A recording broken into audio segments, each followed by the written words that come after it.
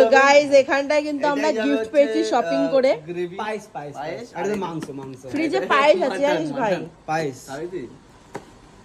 কালকে সোনাইয়ের জন্য আমি কেক রেখেছি, সোনাই খায়নি, আমার মন খারাপ হয়ে গেছে। কালকে রাত্রে অনেক রাত করে আমরা এসেছি।